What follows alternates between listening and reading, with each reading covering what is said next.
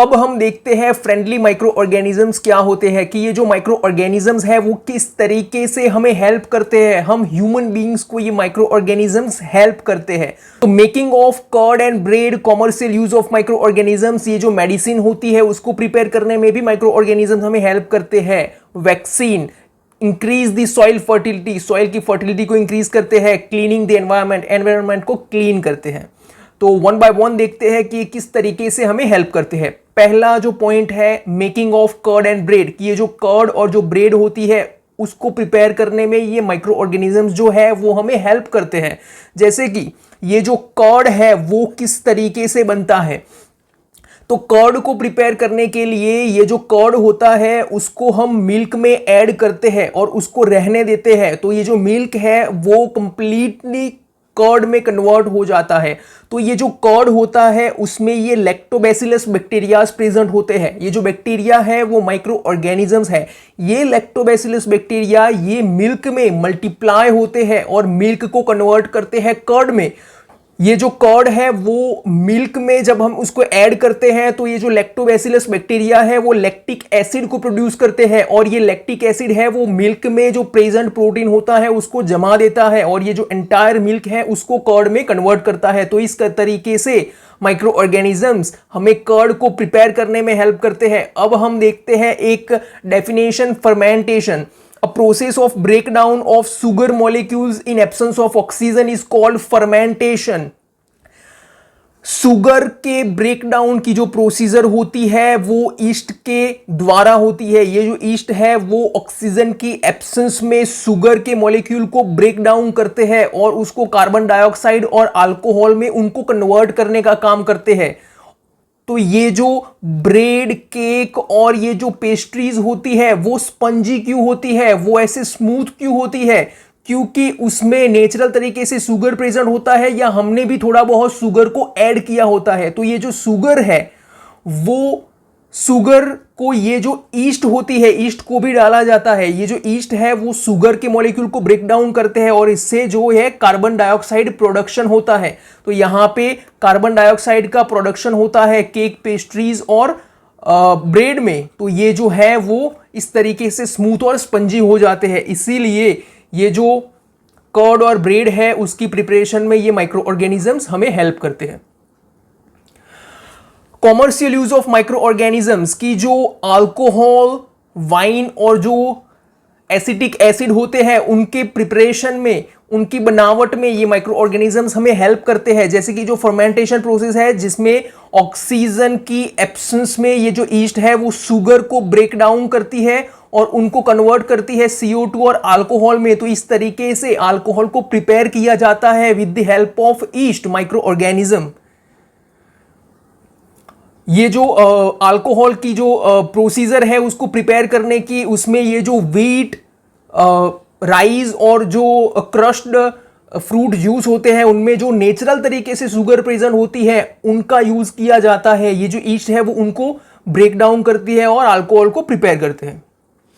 Medicinal use of micro organisms की, ये जो माइक्रो ऑर्गेनिजम्स है उनकी हेल्प से हम मेडिसिन भी बना सकते हैं। जैसे कि एंटीबायोटिक पेनिसिलिन जो होती है वो माइक्रो ऑर्गेनिजम्स में से बनती है, वो एक एंटीबायोटिक है। The source of medicine is micro organisms. इन सब मेडिसिन का जो सोर्स है वो माइक्रो ऑर्गेनिजम्स है। उन माइक्रो ऑर्गेनिज्म में से, उनकी हेल्प से हम मेडिसिन को प्रिपेयर करते हैं। These medicine kill or stop the growth of disease-causing microorganisms, especially bacteria. Such medicines are called antibiotic. Antibiotic medicine उन मेडिसिन को कहते हैं कि जो डिसीज कॉजिंग जो बैक्टीरिया होते हैं, डिसीज कॉजिंग माइक्रो ऑर्गेनिजम्स होते हैं, उनका जो ग्रोथ होता है उस ग्रोथ को इनहिबिट करता है और ये जो माइक्रो ऑर्गेनिजम्स होते हैं डिसीज कॉजेज उनको ये किल करता है। तो ऐसी जो मेडिसिन होती है उनको हम एंटीबायोटिक्स बोलते हैं। एंटीबायोटिक्स एंटीबायोटिक मेडिसिन के एग्जाम्पल है स्ट्रेप्टोमाइसिन, टेट्रासाइक्लिन और एरिथ्रोमाइसिन। एनिमल में जो माइक्रोबियल इंफेक्शन होता है उसको ट्रीट करने के लिए भी एंटीबायोटिक का यूज होता है और जो प्लांट डिसीज होता है उसको भी ट्रीट करने के लिए ये जो माइक्रो ऑर्गेनिजम्स है उनमें से जो मेडिसिन बनी होती है उनका हम यूज करते हैं।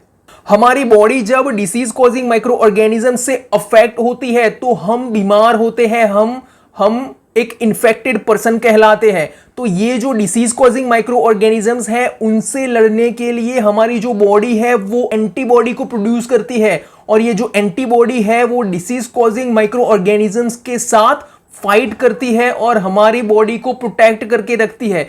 तो इस तरीके से नेचुरल तरीके से हमारी बॉडी एंटीबॉडी प्रोड्यूस करती है जब हमें एक्चुअल डिसीज होता है।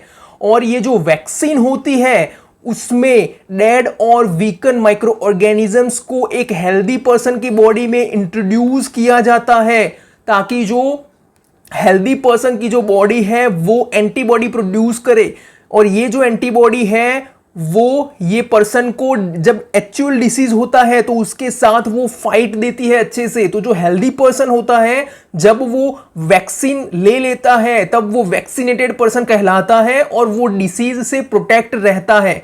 इस तरीके से इसको एक आर्टिफिशियल इम्यूनिटी भी कह सकते हैं, क्योंकि यहां पे हमने डेड और वीकन माइक्रो ऑर्गेनिजम्स को यूज किया है। जो actual disease causing micro organisms होते हैं वो डेड और वीकन फॉर्म में होते हैं, जिनको एक हेल्दी पर्सन की बॉडी में इंट्रोड्यूस किया जाता है ताकि उसकी बॉडी में एंटीबॉडी प्रोड्यूस हो सके।